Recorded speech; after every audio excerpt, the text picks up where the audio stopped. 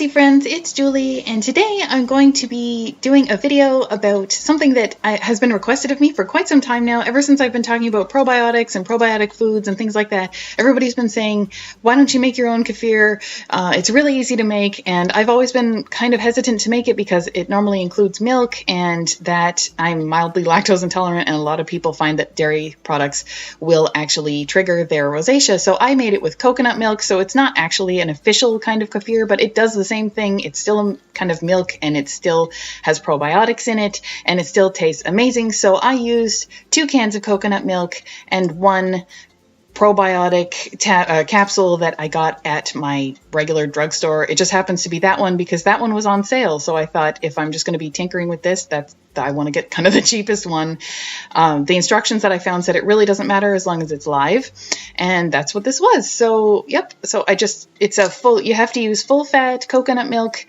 And I looked it up, and I think it was something like 3/4 of a cup is only 80 calories. So I thought full fat coconut milk would be something scary, especially because it's kind of thick, but nope, it's not going to completely use up all of your fat allowance for the day if you are nutrition conscious. But yep, so you just take a super big mason jar, something big enough to hold just slightly more than 2 cans of full fat coconut milk, and shake the cans before you pour them. It makes it easier to pour them out. And then I've never done this before. This is me recording the first time I have ever done it, so I was really kind of excited to see how it would work. And apparently the first time that you do it is going to be your thinnest final result, the thinnest kefir, because it just doesn't have quite as much bacteria in it as the probiotics and things as future versions, because you do save a little bit of this at the end to make future batches of this. So all you do is add 2 cans of full-fat coconut milk to the big mason jar. And I was really careful to make sure I got all of it because I don't like to waste food. And that's it. That's your one food ingredient. And then you take your capsule.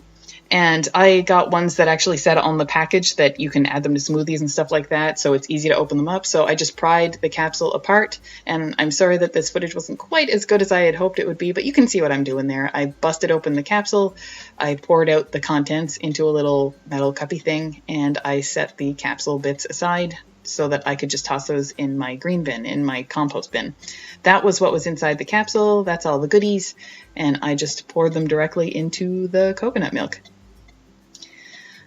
After that, I just basically, the instructions that I've read and things said, that's what it looks like in there. The instructions I've read say take that lid and put it on there, and so that you can put it onto the jar so that you can shake it up. Make sure that it's sealed well enough that you're not going to basically throw coconut milk all over your kitchen.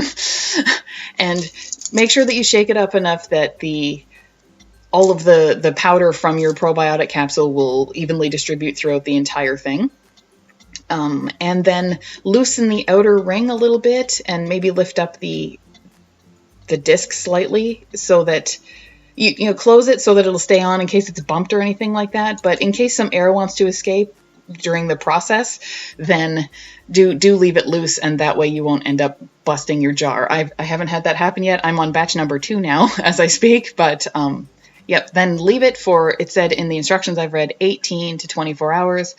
I left it for about 22, I think, by the time I actually went and checked on it for the first time. You can open it up and jab a spoon in there to see how much it's thickened, but basically the longer you leave it, the thicker it will be, keeping in mind that your first batch will be your thinnest batch. So I opened mine up, and I actually gave it a sniff because I was like really curious about it. It had all these bubbles on top, which made me excited and made me think like, okay, something worked. And it's had a slightly yogurty smell. And then later I just dunked a spoon in it because that's what it said to do in the directions, just to see basically what consistency it would reach. And it was a little bit thicker than the coconut milk is originally. It's not thick like yogurt, but then that's not how kefir is anyway, so I wasn't worried about that. That's a pretty good thickness.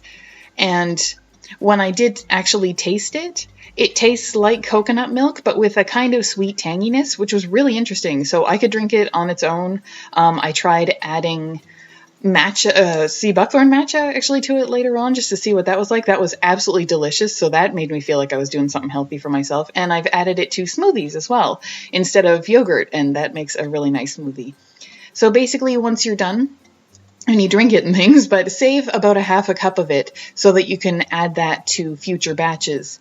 And that will make it a thicker kefir once you're done. So that's kind of exciting too. So that's what I'm doing right now. If you like this video, please do give it a thumbs up. And if you want to see more videos where I test things out to try to control my rosacea, please subscribe to my channel. And other than that, I will see you next time.